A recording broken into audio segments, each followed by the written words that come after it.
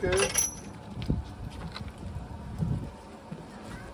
So, wir kommen wieder über die 2 und werden jetzt aber hier versuchen, aus der Zisterne Wasser zu nehmen. Ach so, Wenn welches dran ist, das dauert hinten zu lange. abgestellt ist, glaube ich. Was? Ist alles abgestellt. Ja, wenn aber Wasser drin ist, Naja, ich glaube, das haben wir schon immer rausgehört. Aber ich weiß jetzt nicht. Kannst du vielleicht. probieren wir zumindest. Hinten brauchen wir eigentlich recht lange. Das ist